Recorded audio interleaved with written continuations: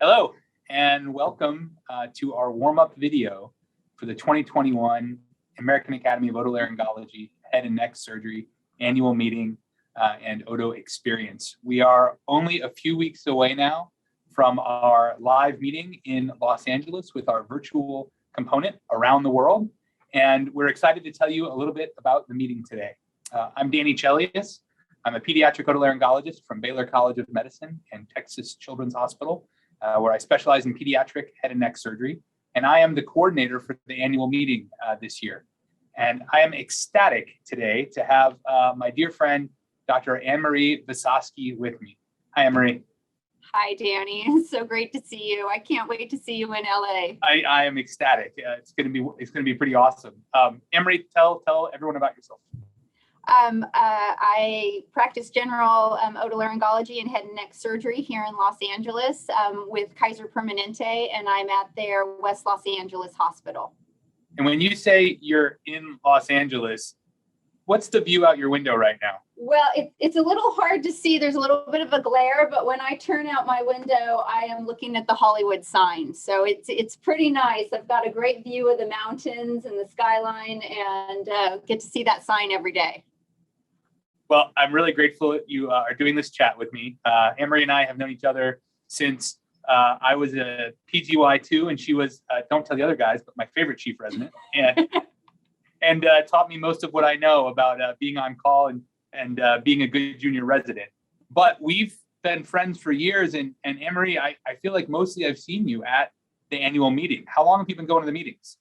Well, in residency, I went to a number of them with posters and projects. And then I've really tried to go most years since being out of residency. I've missed a few here and there with a newborn child or a move here or there.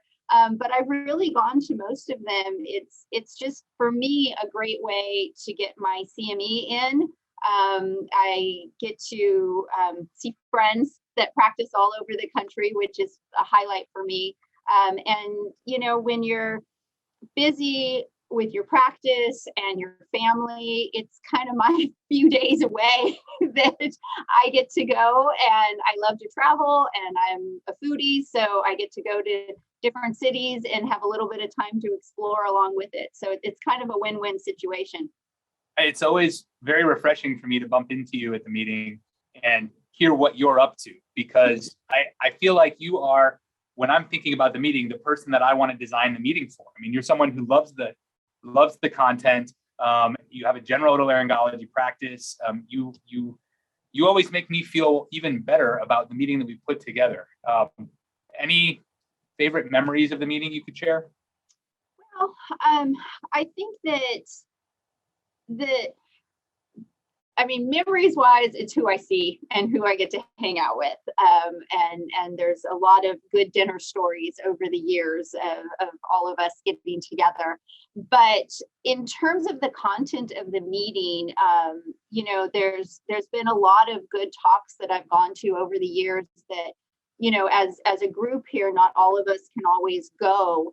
And at one of our department meetings, usually after whichever one of us has gone, or a few of us, we get together and talk about new things or something that's maybe changed in how different practices are, or bringing new information. So it's always very helpful in that sense.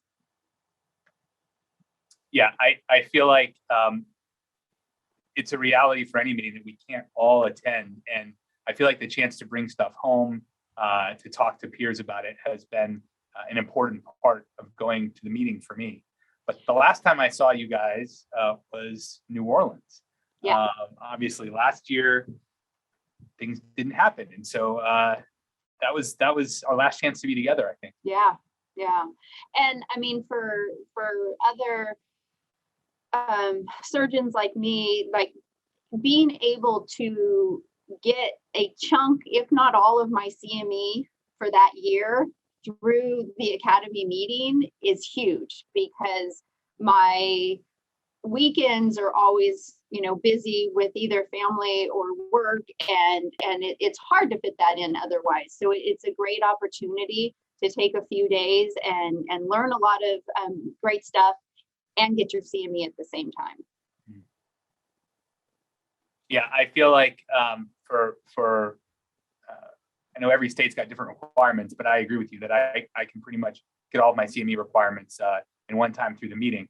But I, as you were saying, I think I also probably see my friends more at the meeting than I even see my friends here in Houston. I'll bump into my colleagues in Houston at the annual meeting and have more time to spend with them in a focused fashion than I necessarily do here on the ground.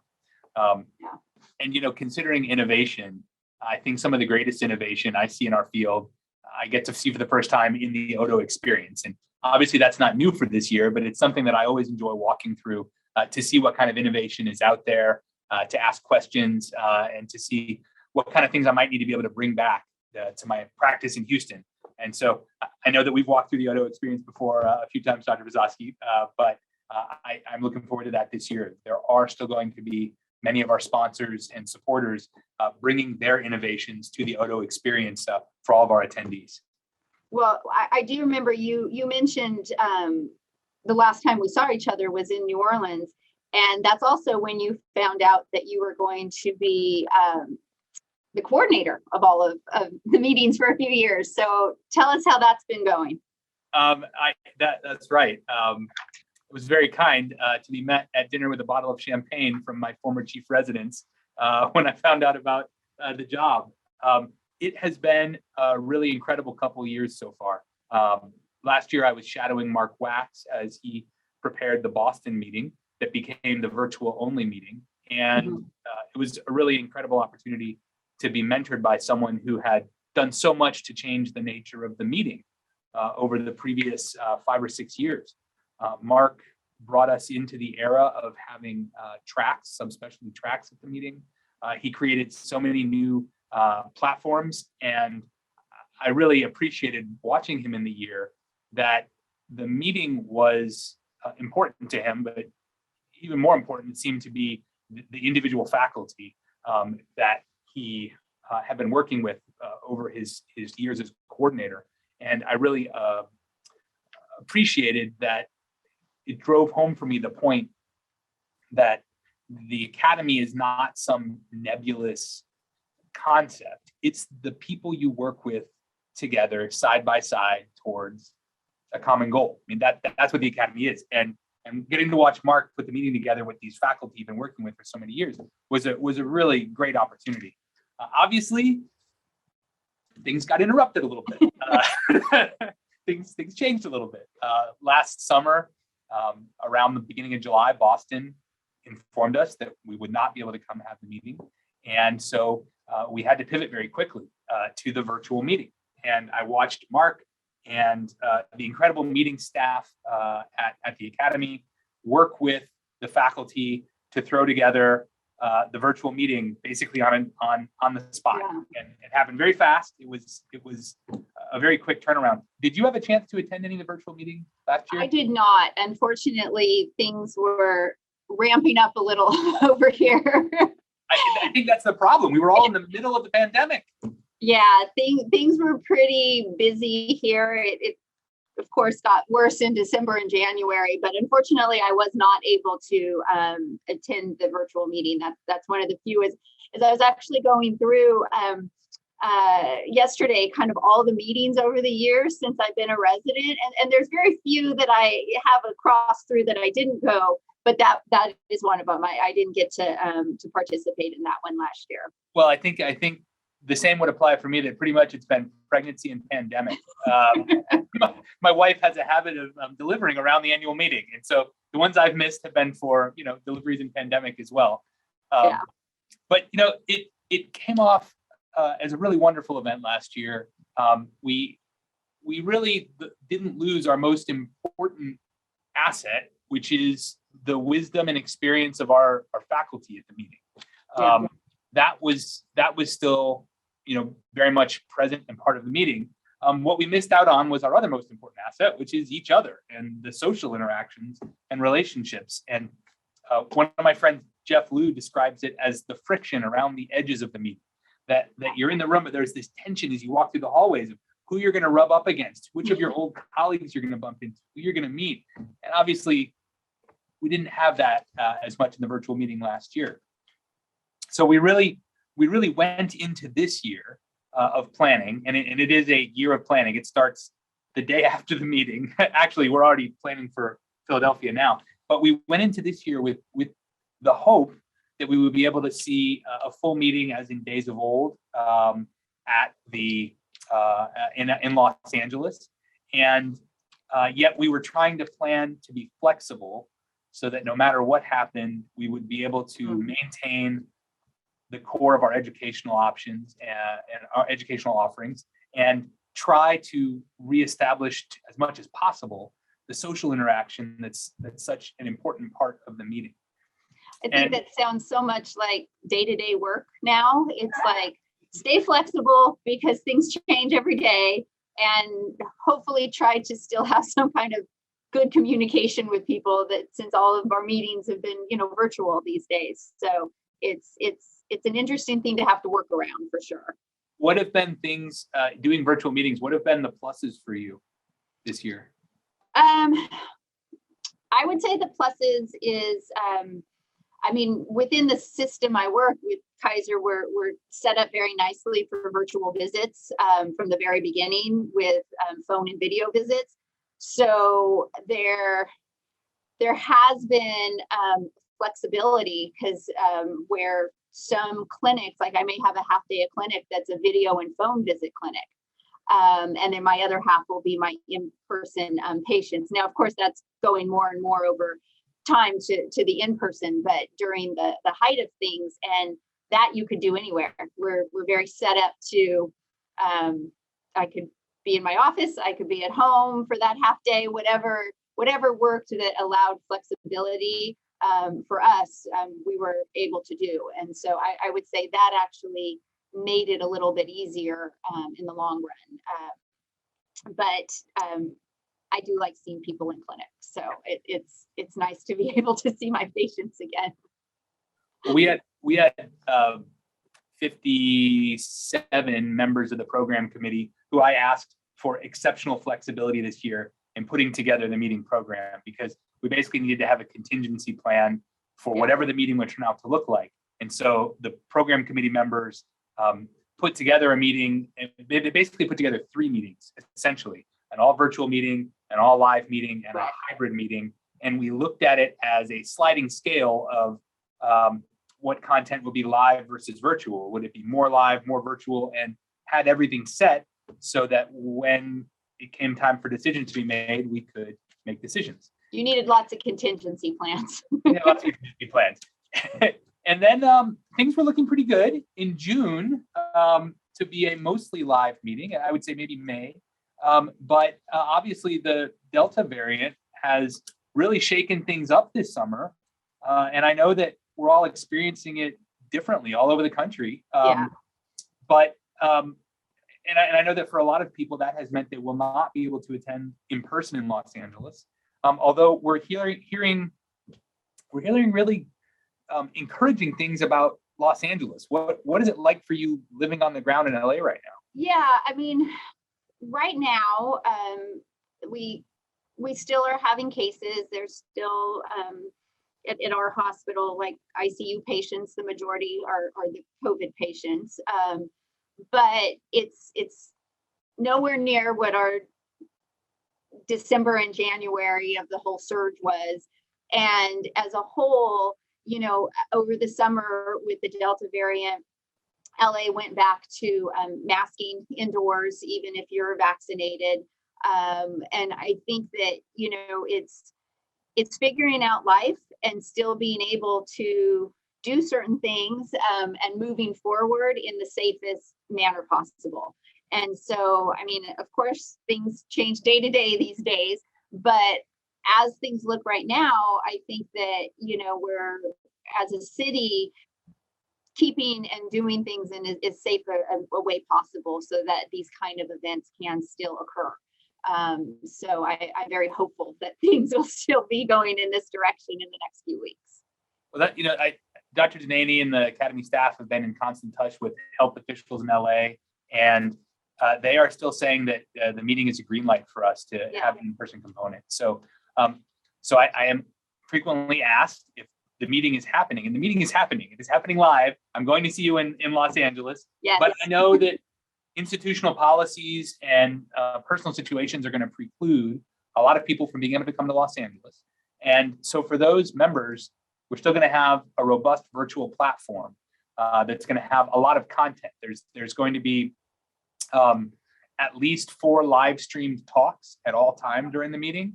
And so anyone tuning in virtually will be able to see 4 live stream talks at a time.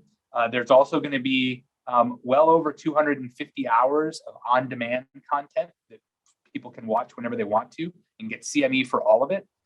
So you could probably get your CME for the next 10 years at this meeting if your state allows you to roll CME over.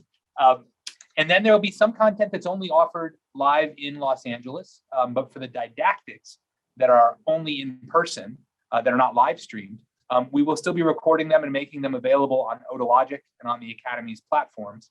So if you can't make it to Los Angeles, if you're not going to join me and Anne-Marie in a drink in LA, you can definitely still get your CME and access all of the educational content through the virtual platform.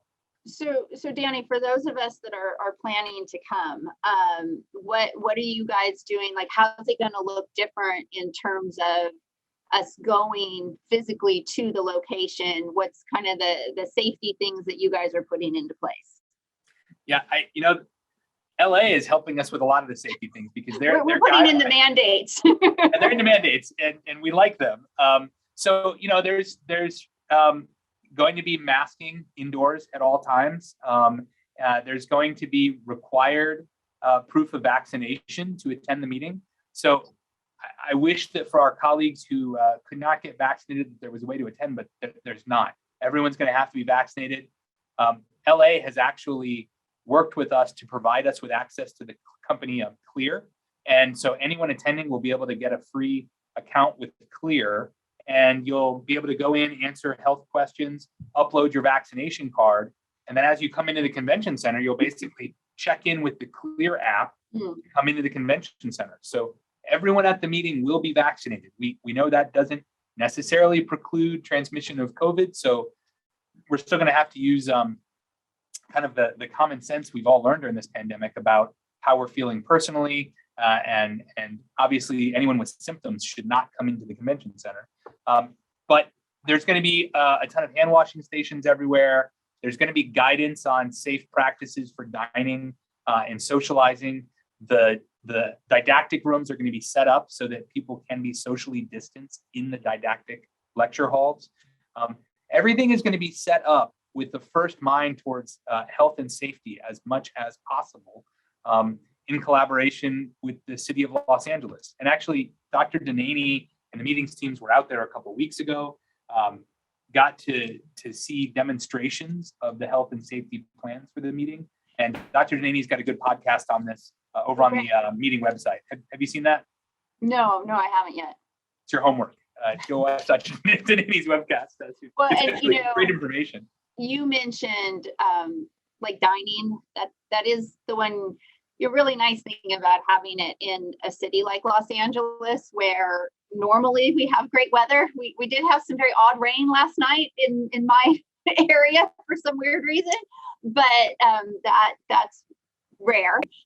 Is that there is so much outdoor dining options, and most restaurants have figured out some kind of lovely way to have outdoor dining. So it's really nice, and usually the weather's great. So that will still leave a lot of options for people. I'm really looking forward to being able to do that aspect of it. So Anne-Marie, I got to ask you, I think probably statistically been to a few more Academy meetings than I have, maybe. Are you trying to tell me I'm older than you? I would never say that to my former chief resident. However, can you comment, what have been some of your favorite sessions over the years? What have been some memorable things at the meeting? That's a good question. I think that, I always enjoy trying to find a panel, especially if it's on something newer. I remember a few years ago when the Station 2 balloon got approved, and I went to a really great panel of rhinologists who had been using it for a while. And so it was just kind of out and getting their take on it, and they're using it, and it provided a lot of good information. So those are always nice, especially when something's kind of newer, is to get some insight on the surgeons that have been using that product. I also recall we all have so many patients that have tinnitus, and there was a great meeting by the American Tinnitus Association, and just I left it with some good pearls about how additional information to give patients and how to talk about certain things, because that comes up so regularly in a lot of my practice. So, I usually try and find maybe a topic that I want to get a little bit more information about or find out some new things about. And I'll try to go to some of the talks or panels that have to do with that, so I can kind of leave the meeting feeling like I've got a general amount of information about that one topic. It doesn't mean I don't, try and go to other things too, but I find for me, if I'm going to get the most out of something, it's to really dive into one area a little bit more during those few days. A few years ago, when I was in private practice, before I came back to academics, I had a patient with chronic cough that was cough's another one. Yeah. Right? So many of these talks that are common problems that we all sort of bang our head against. This particular patient had chronic cough, and it was a really big quality of life problem. Yeah. And I loved this patient. And so when I made my academy plan for the year, I planned to go to every talk on cough that I could. And I actually came home with a plan for her, and she got better. I mean, her depression improved, her cough improved.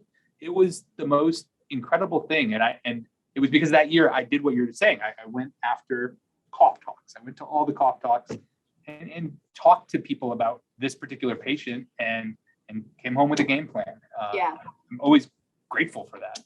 Well, and sometimes you get into your routine of how you discuss certain things, and then you go to a different session, and it doesn't mean you're going to change the basics of the knowledge you have, but it's how someone presents something that's like, oh, I never thought to explain it in that way, and that it just kind of adds to what you can provide for a patient. So those are the kind of things, you may not leave a talk going, oh my gosh, now I have a completely different view of something. It's the little pearls you take away, because you're not in your residency situations where you're working with other people at different hospitals. So you're gaining little pearls of wisdom from people, and in different settings, because there's people that are, in private practice or academics or managed care or different things giving talks. So you can learn from different aspects.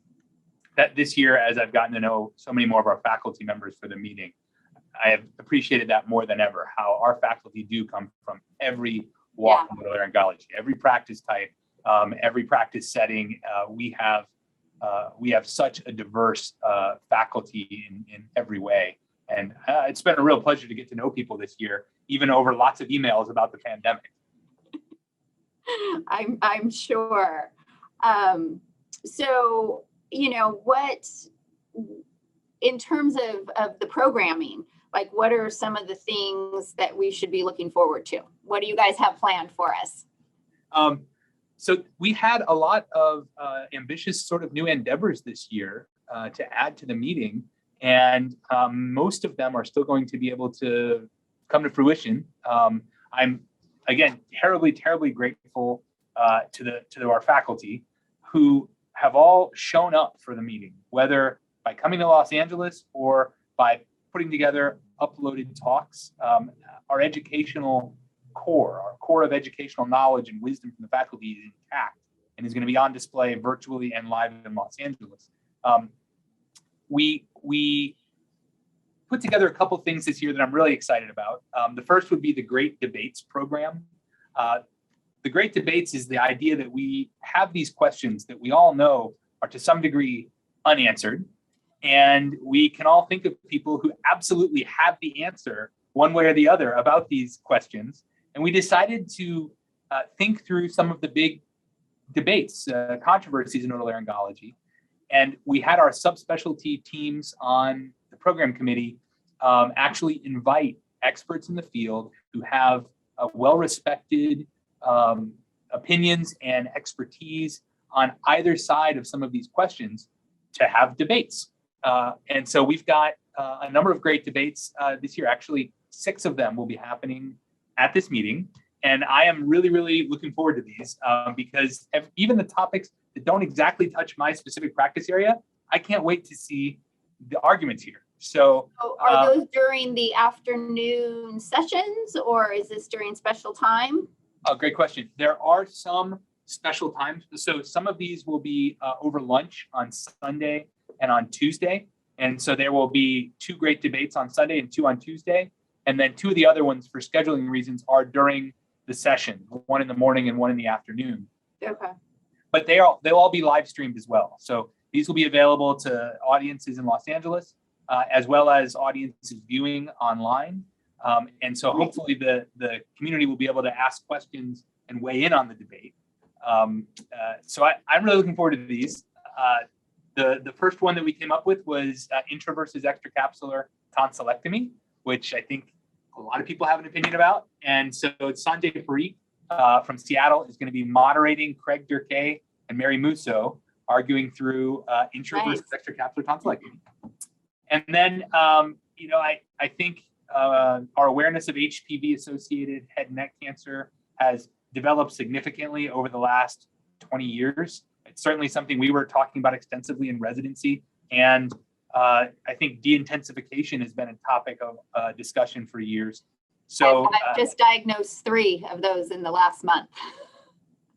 Well, yeah. I don't know whether to say I'm sorry or to say, of course you did, because you're a really good doctor. But just masses that are, squamous cell with HPV related, or associated. So yeah, it's definitely prevalent. So I guess the question is it time to de-intensify? And Lisa Schneider from University of Kansas is going to be moderating Dr. Sherry Ann Nathan and Dr. Ezra Cohen, discussing, are we there yet with the current literature to de-intensify for HPV-associated tumors? As I was walking over here from the operating room lounge to come do this call, I saw an advertisement for Dupy on television for Dupiximab. It was a really nice commercial in the background. And so Brent Sr. is going to moderate, Christine Franzese and James Palmer arguing, are biologics for nasal polyps the end of sinus surgery? I want to hear that one for sure. Right. We've got Susan Cordes moderating Dr. Al Maradi and Dr. Galen Garrett on PPIs, angels or demons. There's so much controversy around this, and it's one of our go-to tools. From the sleep folks, is hypoglossal nerve stimulation the future of sleep surgery? Ed Weaver, President-elect Kathleen Yaremchuk, and Ryan Seuss, Director of Sleep Medicine at Pitt, are going to be arguing over the role for the hypoglossal nerve stimulator as we go forward in sleep surgery. And then finally, another one that you are definitely not going to want to miss. 3 well-known speakers, Dr. Sujana Chandrasekhar, Dr. Bill Blythe, and Dr. Cecilia Schmalbach are going to be moderated by Dr. Minka Schofield, discussing private practice, academics, and contemporary employment models, the future of otolaryngology. So 6 topics that I think will resonate with most of our attendees. And yeah, they sound like great topics for good discussions. The next thing we're starting up this year is our personal and professional development track. We felt like there are a number of topics that are always present to some degree around the edges of the annual meeting, but we increasingly recognize how important they are to our attendees. And so topics around diversity, around equity, particularly equity in financial models, for example, mentorship and professional coaching, wellness, shared decision-making with families. These are all the kinds of topics that are going to be in the personal and professional development track. And so there will be content every hour of the meeting around personal and professional development, things that don't fit our traditional models. Have you been at any talks like that in the last few years? Actually, yeah. I can't remember which academy meeting it was, but I went to one that was on mentorship, and I think that that's something over the years that, we as just doctors and in general need to really take on a role of mentor in especially for our new associates. I think there's a lot that can be done on that aspect. And it was a very good talk that I went to. I think it might have been in Atlanta. But in that same kind of bubble, I think now, I don't know at your center or others, but mental health and burnout is been huge topic of all of our CME lunch discussions and everything. And I think that's just really important in our work today. So I think that's going to be very helpful to kind of bring it from the periphery in a little bit. Dr. Bradford, our president, wellness is one of her key initiatives, and it's one of the key focuses of our 125 campaign. So they're actually doing quite a bit of fundraising towards helping all of us achieve better wellness and providing us with the tools to do that. Actually, our opening ceremony keynote speaker is Dr. Neha Sangwan, and she is a physician who is an expert in topics in physician wellness. And the keynote address at the opening ceremony is going to be about that. And so I'm really looking forward to hearing from her and hoping to get her to autograph my copy of her book. So well, don't tell. Another really cool event, since we're in California, put together primarily by the folks from up in Palo Alto and by the Medical Device Committee at the Academy under the leadership of Dr. Peter Santamaria, is the Entrepreneur Face-Off. And that's ENT-preneur Face-Off, in case that wasn't clear. There was a call put out for people who have innovative devices, innovative systems in otolaryngology, who want to come present their ideas in a I won't say the show, but a show that involves presenting business ideas to get feedback on it in a somewhat fishy environment. So it's that style of event. And they had 11, there are going to be 11 presenters who you can mix and mingle with at the reception for the event. And then our 3 finalists are going to present to the whole audience and the judges their concepts. They're going to get feedback. Maybe they'll get some investment. So are you one of the judges? Are you Mr. Wonderful? I am not, decidedly not. But I will be in the audience. Our judges are all experts in this field. And after the presentations, past President Ron Coopersmith, another Baylor alum with us, is going to moderate a panel talking about innovation in otolaryngology. So this is going to be a really great event all about innovation. And I'm really looking forward to it. And then another really cool event this year is going to be the Hall of Distinction, which is a brand new offering this year that Dr. Denany and Dr. Bradford and the board have created. And it's basically a chance to honor some of the most important figures in our field. Nice. And so at the Hall of Distinction, they're going to induct the first 12 members, 6 posthumous members, and 6 living members into the Hall of Distinction. And I'm really excited about this because some of these people have had very direct impacts on me as much as the field. I never met Hal Foster, but I have spent all year researching the history of the meeting and understanding where the Academy came from. And Hal Foster just sent out 500 invitations to ENTs and said, hey, come meet me in Kansas City for the first meeting. I mean, that's where our whole Academy came from. Wow. And so I think getting to honor him is really cool. I think getting to honor Harry Barnes is a really awesome opportunity. Also in the posthumous honorees, Chevalier Jackson, Antonio de la Cruz, Helen Krauss, and John Conley, who I know we both spent a lot of time hearing about from 2 of our faculty who were fellows back in their fellowship. Yes. And then our current members who will be inducted, Dr. KJ Lee, whose book got me through the boards and is still sitting over here. I think mine's on the shelf too. No question, right? Dr. Jennifer Dareberry, one of our first women presidents of the Academy, Dr. Eugene Myers, Dr. James Netterville, who actually, the first talk I ever gave at the Academy was moderating him and Dr. Susan Cordes and Mark Zafirio talking about humanitarian medical care. So he sort of mentored me in being a speaker, whether he knows it or not. Dr. Gail Woodson, another one of our fellow Baylor alumni who has made such an impact on the field.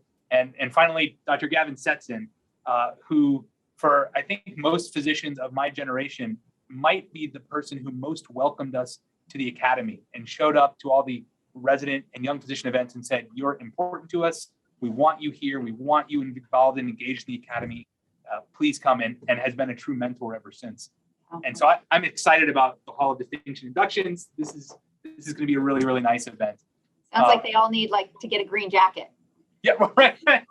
There should be some kind of a dinner from your end, right?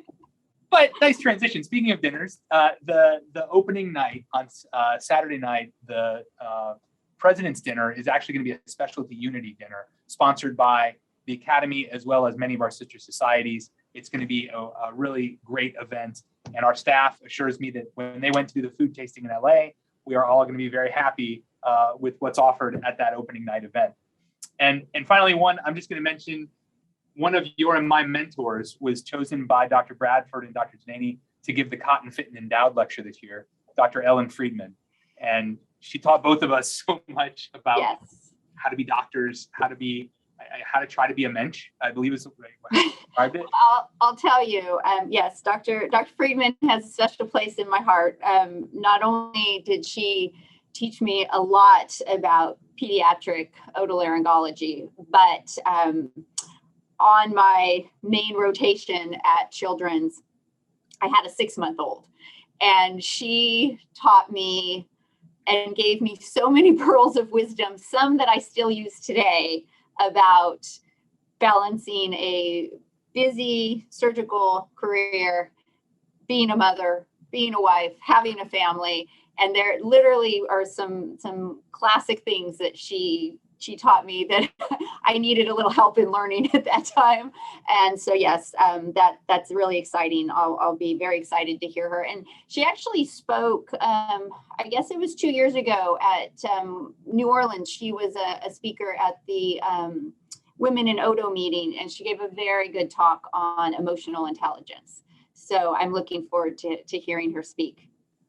Well, I think there's just a ton to look forward to at this meeting. I think for those of us who are going to be able to make the trip in person, there's going to be a lot of new stuff, but there's also going to be a lot of great things that represent the wonderful tradition of meetings we've had for the last 20 years.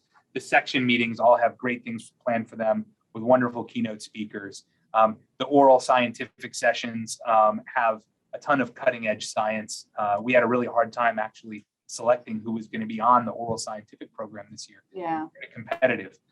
The poster hall is actually going to be up and running, and there will be a virtual poster hall for everyone online as well. So I think all the things that we've looked forward to in the past will be represented this year with some new twists, new opportunities. And I think I'm really looking forward to it. So you mentioned that you like to go in looking for a clinical practice question. What are you looking forward to about the meeting besides seeing me, Emery? What else? That is a very good question.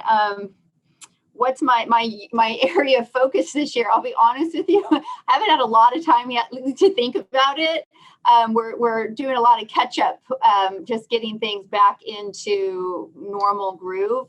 But I do think, you mentioned like the debate with the biologics, and I see a lot of sinus type stuff here, is that I was planning to kind of make that a focus again this year and kind of see what's going to be offered in terms of the didactics from that standpoint, and kind of go from there. Sounds like a plan. And I will say, just to bring up, sometimes people come, I know some people come alone or they bring their families. So they stay like further out than the amount of the meeting, or they come a little bit early. And if people do that and they get a chance, the location of the convention center is right in downtown LA. You're not far from a wonderful beach. You can head over to Santa Monica or Venice. If you have a car, you go to Malibu. It's not far either. There's so much to do. I looked up the other day because I remember I think it was in Atlanta. There was a game going on when we were there. I think the Rams were playing that Sunday at the new SoFi Stadium. There's the Dodger Stadium. I don't know if there'll be any games going on at that time or not. Dodgers in October? I hope not. I'm a Giants fan, so sorry. I know I live here, but and then there's so many outdoor activities. One thing for anyone, if they are staying later, check out the websites. The national parks are closed, I think, until next week in California. But I don't know moving forward. They might be open, and there's Joshua Tree, there's the San Bernardino Mountains, everything's so close. And something I did last spring that was so much fun is you never tour the city you live in. I did a 33-mile bike ride through Los Angeles, and it was a lot of fun, and we had a great time. So there's a lot to do if people are looking for something, because I think for especially, a lot of us have been going to the meetings, but there are people fresh out of residency or like their first time that they might be going. And I think I really like that I kind of pick a topic and try and get something out of it in that sense. But also, wherever I go, I try to think of at least the one fun thing I want to do in the city, because, maybe you've been to that city or not. And so you can leave at least knowing that you did something fun from a travel standpoint too. I think that's really good advice for anybody going to this meeting. And especially, I like to tell my residents and first-time attendees, if you only get out of the meeting the chance to present and don't make new connections, you probably miss an opportunity. So especially for new attendees, this is a wonderful chance to say hi, and it's expected at the meeting that we all get to meet new people and make new contacts. And so please do reach out to the presenters. Our faculty are so gracious with their time and their enthusiasm. And so please do reach out to them, ask your questions, make new contacts. That's what this meeting is about. And if you can't join us in Los Angeles and you're watching remotely, please email, reach out to the speakers. We all want to get feedback about what we're presenting on, and it's a wonderful chance to start a dialogue. You may have answers that the speakers need to hear, actually. And if you don't get a chance to catch that email on the slide, go on the Academy website, ENT Connect, and most of our speakers are going to be accessible through ENT Connect. So, okay, wrap up question. Anne-Marie, last thoughts for our listeners. I think that just for all of us, after the past year and a half, just the idea that this is going to be able to happen and move forward, I think is exciting. It's I don't know for other people, but I know myself and talking to a lot of my colleagues here, we look at things a little bit different now. Just the little things that make us happy now. The fact that I'm going to be able to see some of my colleagues and friends that I haven't seen in a long time in person is just really exciting. And if you can't make it to LA in person, we will miss you. But please do come onto the virtual platform, interact with everyone there. And we truly hope that we get to all be together again in Philadelphia next year. So it's never too early to start planning for next year. As you're listening to talks at this meeting, start thinking about the questions that you could turn into a panel presentation for next year. The case series you can put together for science to present at the meeting. All of that starts now. While you're absorbing this meeting in Los Angeles, start thinking about the plans for Philadelphia and your submissions. The call for science for Philadelphia 2022 is going to open up in November. And we hope we get to see everybody in Philadelphia, if not in Los Angeles now. So, Anne-Marie, thank you. Thank you for coming and hanging out. You're so welcome. I always love to chat with you. It reminds me back when we're back in the operating room. Back in the operating room where only No wonder pets could save us. That's right. That's right. Everybody, thank you very much. Have a great afternoon. Bye. See you in a few weeks.